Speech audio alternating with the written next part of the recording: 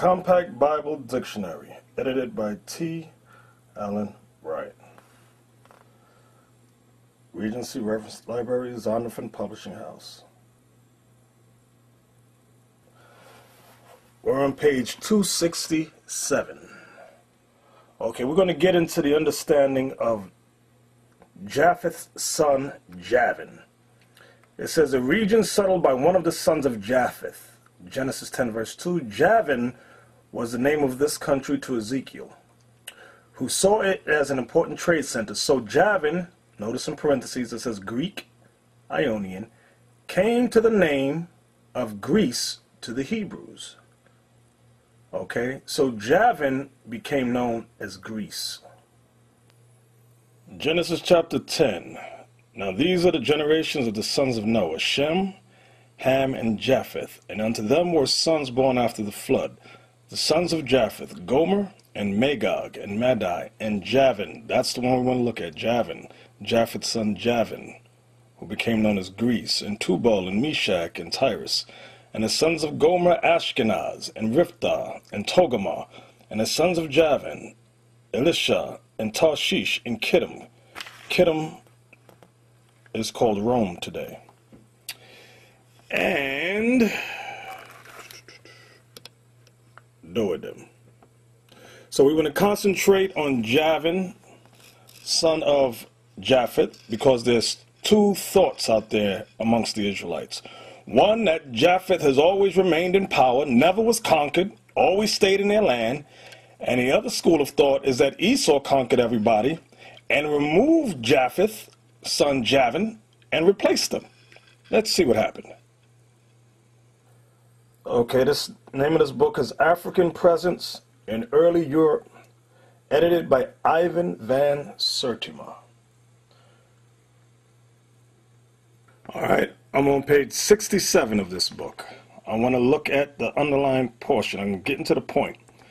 The true home of the Greeks before they won domination in Greece had passed clean out of their remembrance, and they looked to the east, not to the north, as the quarters from which some of their ancestors had migrated. So now, it says the true home of the Greeks before they won dominion in Greece. Wait a minute. The true home of the Greeks before they won dominion in Greece. Meaning somebody was conquered. Had what? Had passed clean out of their remembrance. So the Greeks won dominion over somebody in Greece, and their origin they have forgotten. It passed clean out of their remembrance. Let's pan down. Let's go right here. According to it, Greece had originally been inhabited by primitive tribes. I can't pronounce that word, Pelasgians and others, and had then been settled by Egyptians and Phoenicians, who had built cities and introduced irrigation. So Greece was originally inhabited, Greece had originally been inhabited by primitive tribes, and they're calling them, the people that were there first, Egyptians and Phoenicians. So the Greeks, before they won dominion in Greece, they conquered some primitive tribes they think were Egyptians and Phoenicians. Let's examine that a little more closer. Okay, this is page 90 of the chapter called Blacks in Antiquity, Ethiopians and the Greco-Roman Experience. Let's go over to page 91, shall we? I'm going to start right here. I'm getting to the point on these things because this issue must end.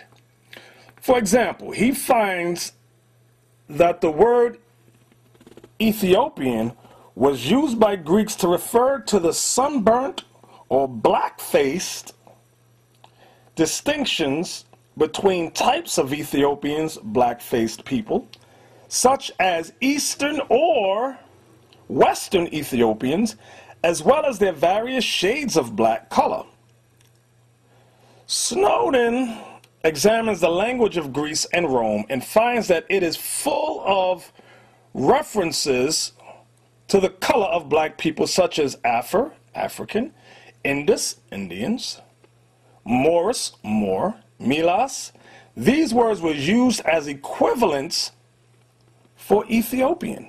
So when you read Greek history, you can find all these words which make reference to Ethiopians or people with burnt faces, black-faced people. Okay? Hold on now. Here's another book by Frank M. Snowden Jr. called Blacks in Antiquity.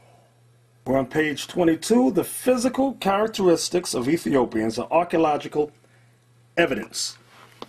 Let's get to the point here. I'm going to start at the word hence.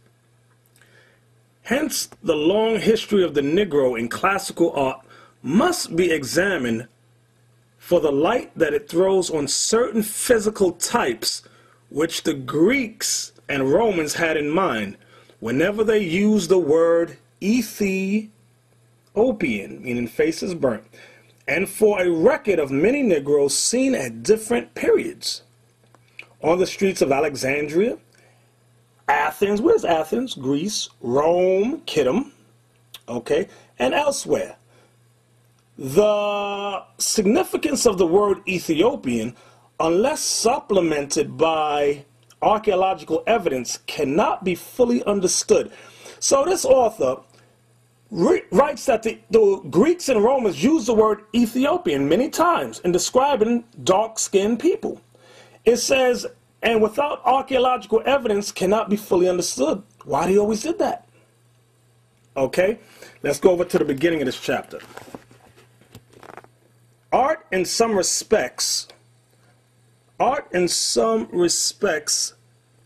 more valuable than literature as a source of information for anthropological data, because it tells us much that the texts do not about the amount of prognathism or its total absence, the extent of, giant words here, meaning you need art to identify who the Greeks were, who Rome was, who the people are that are being referenced.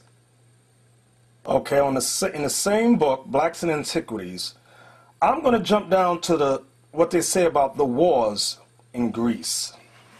We all saw the movie, what was it?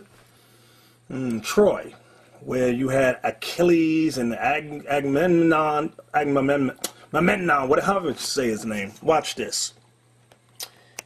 In a description of another scene of the Trojan War, Philostratus notes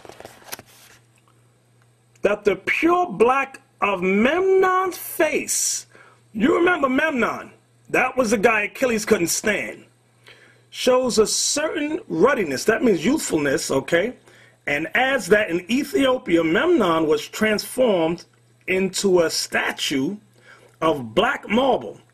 Further, in earlier accounts, Memnon had been referred to as a king of the Ethiopians or as a leading Ethiopians to Troy, and no mention was made of his color. In the Roman period, however, Memnon was considered at times definitely black and Ethiopian.